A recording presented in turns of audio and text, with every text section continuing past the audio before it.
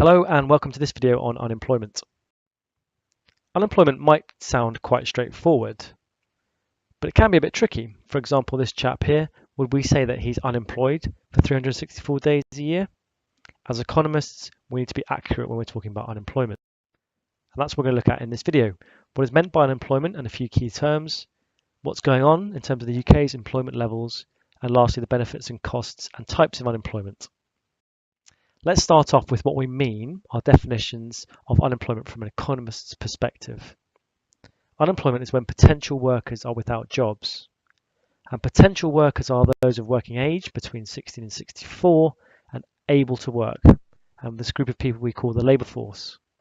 The unemployment rate, which you often hear referred to in the news, is the percentage of the labour force without jobs. Some people are what we would describe as being economically inactive. In fact, you yourself might fall in this category.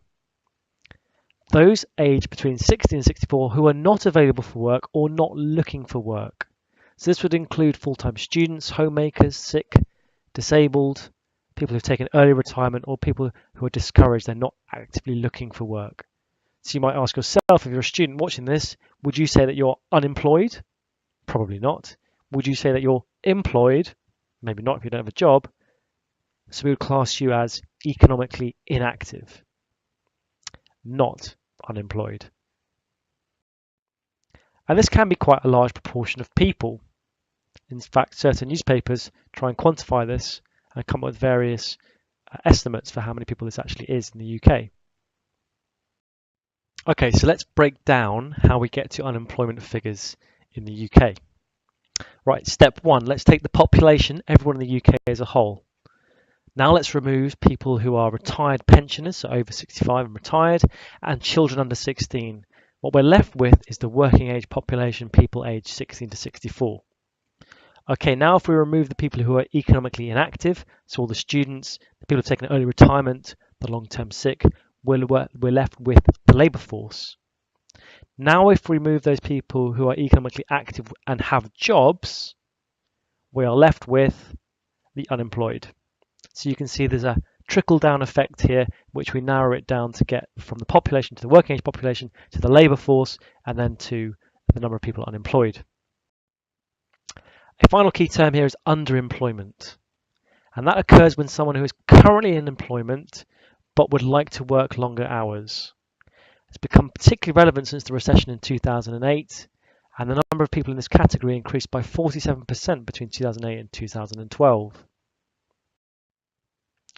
So there's a number of reasons why people might flow in and out of unemployment. Perhaps they've been made redundant from a previous job, or they've resigned. Maybe they've left university and haven't yet started employment. Maybe they've finished a government training scheme and haven't gained employment. Maybe they've immigrated into the country and they haven't got a job lined up. These would all add to the stock of unemployed in the UK.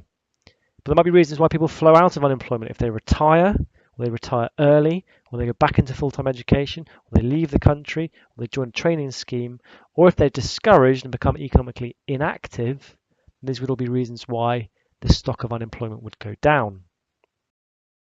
Okay, so how do we go about measuring unemployment? Well, the main way that unemployment is measured is through the Labour Force Survey, and this is done internationally across many countries by the ILO, the International Labour Organization.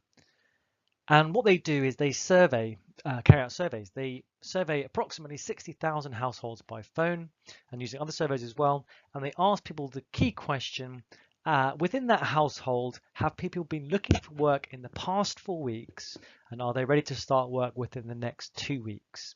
And if so, they would class that person as being unemployed, and they would use this survey to make an approximation for the population as a whole. Some countries also record unemployment statistics by looking at something called the claimant count, and that is by measuring the number of people claiming unemployment benefits, going that if they're claiming unemployment benefits, then they're unemployed and they'll know the exact total of people within the country. But for most international comparisons, we use the Labour Force Survey produced by the ILO.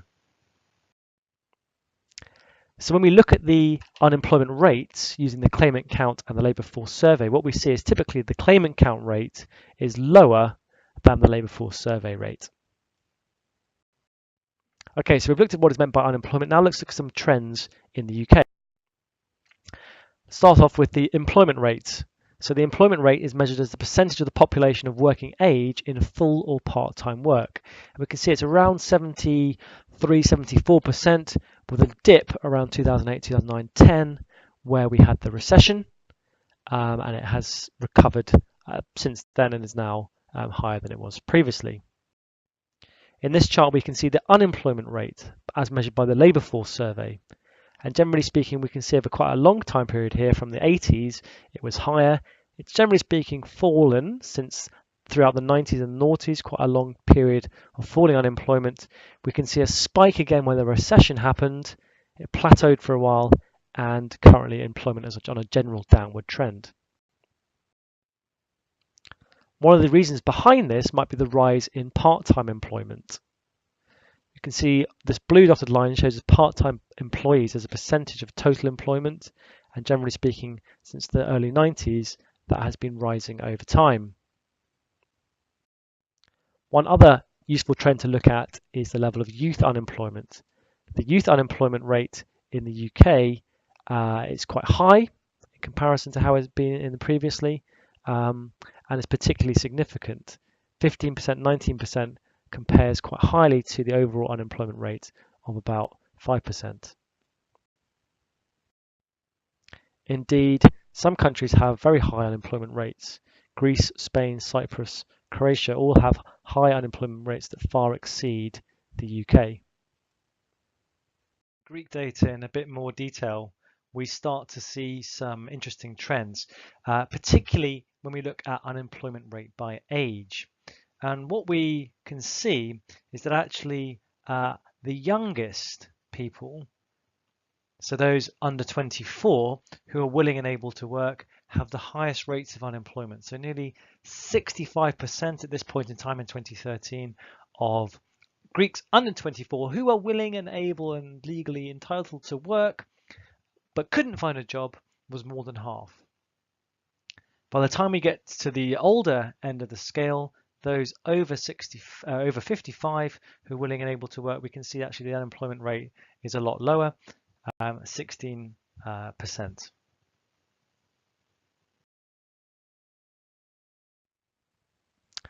One interesting statistic that occasionally rises is the fact that unemployment can be rising, the number of people unemployed without jobs can be rising, at the same time as the number of people with jobs can be rising.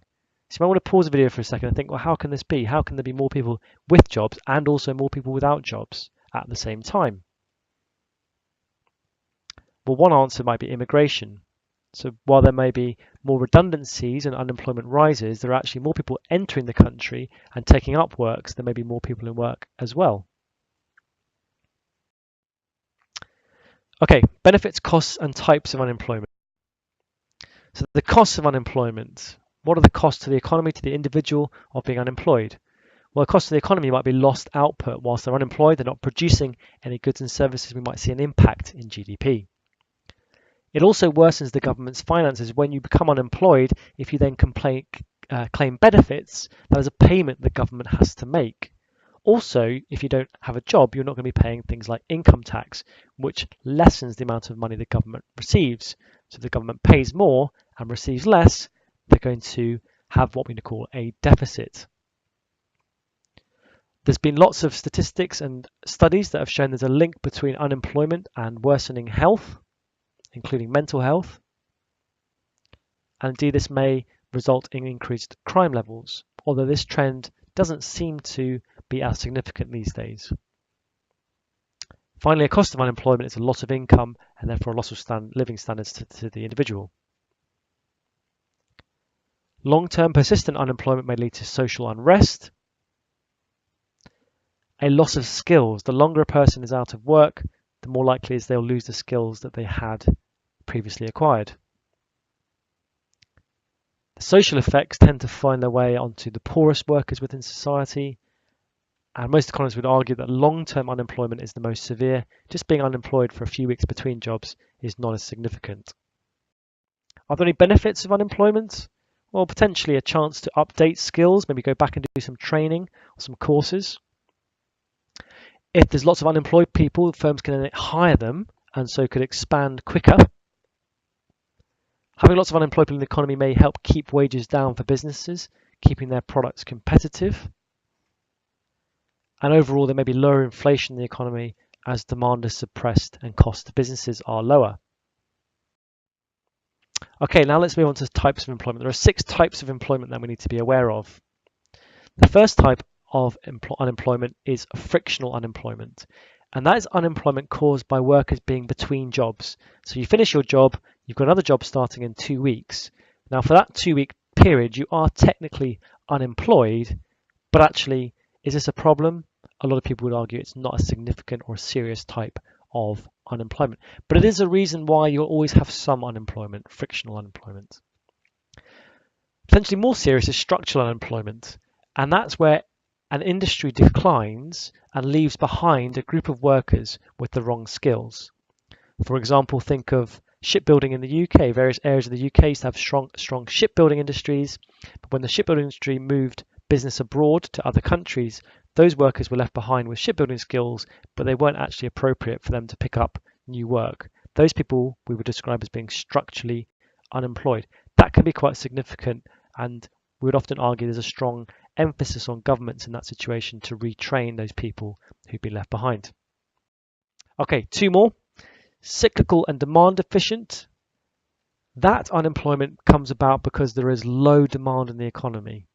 And if there is low aggregate demand in the economy and less is being produced, then we need less workers. They're being made unemployed.